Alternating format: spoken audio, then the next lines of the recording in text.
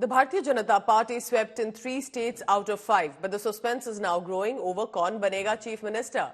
The list of contenders is actually long in each of these states. There is a suspense, for example, in Rajasthan between Vasundhara Raje, who's earlier been the Chief Minister, and Baba Balaknath, possibly in the desert state. In Madhya Pradesh, there are chances that Shivraj Singh Chauhan will continue to retain the Chief Minister position, as he was also one of the big faces. While in Chhattisgarh, 3-time Chief Minister Dr. Raman Singh, former State Chief Minister Vishnu Deo Sai are among some of the CM contenders. So it will be a big decision for the Bharatiya Janata Party. Do they retain their old guard, or is it a generational change? Tensions are flying high, specifically in the desert state of Rajasthan. BJP leaders are meeting Home Minister Amit Shah in Delhi, while Vasundhara Raje, with 20 MLAs by her side, has chosen to stay behind in Jaipur for now. What about Madhya Pradesh? Shivraj Singh Chauhan was spotted enjoying a finally light-hearted meal with just his family at a local restaurant in Bhopal after clearly a thumping victory in Madhya Pradesh.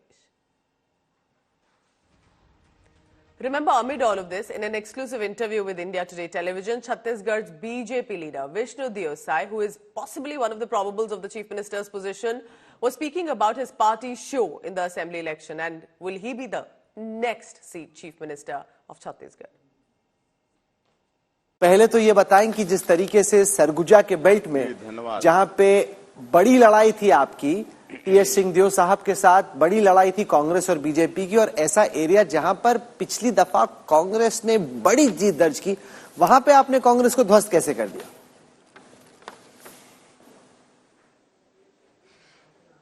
देखिए, सरगुजा संभाग जहां का मैं स्वयं निवासी हूं, विधानसभा की 14 सीटें हैं और 2018 के चुनाव में भारतीय जनता पार्टी को एक भी सीट नहीं मिली थी, लेकिन 2023 के चुनाव में कांग्रेस पार्टी को एक भी सीट नहीं मिली है।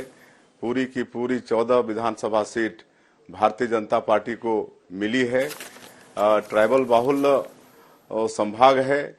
उनका कहना है कि पिछले 2018 के चुनाव में हम लोग कांग्रेस पार्टी के लोक लुभावन घोषणा पत्र में आ गए थे, ठगा गए थे, और इस बार नहीं ठगाएंगे, ये जनता कहती थी।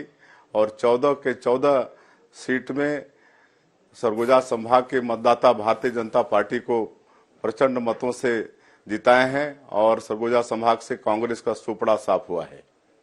जो ट्राइबल समाज है जी उसने एक तरीके से पूरा कांग्रेस का साथ छोड़ के बीजेपी का दामन थामा है इस दफा, क्योंकि कांग्रेस को 24 सीटों का नुकसान हुआ है, बीजेपी को 25 सीटों का फायदा हुआ है उन 47 सीटों में जहां पे ट्राइबल्स हावी हैं, जिनकी पॉपुलेशन 20% से ज्यादा है उस सीट पर। जी, मैं स्वयं ट्राइबल कौम से आता हूं और कांग्रेस पार्टी ट्राइबल कौम को सिर्फ वोट बैंक के रूप में इस्तेमाल करती रही है, और जितना सम्मान भारतीय जनता पार्टी में ट्राइबल कौम को मिला है उतना कांग्रेस पार्टी में नहीं मिला है। आज देश का जो सर्वोच्च पद है महामहिम राष्ट्रपति का, उसमें भी एक हमारे कौम की महिला श्रीमती द्रौपदी मुर्मू कायम है। और जब अटल बिहारी वाजपेयी जी इस देश के प्रधानमंत्री थे तो उन्होंने ट्राइबल कौम का समुचित विकास हो, इसके लिए अलग से ट्राइबल मिनिस्ट्री का गठन किया, और प्रदेश की सरकारों में भी हमारी सरकारें अलग से प्राधिकरण का गठन करके ट्राइबल कौम का समुचित विकास हो इसका प्रयास किया। और हमारा कौम आज जान चुका है कि वास्तव में ट्राइबल का हितैषी कोई पार्टी है तो भारतीय जनता पार्टी है।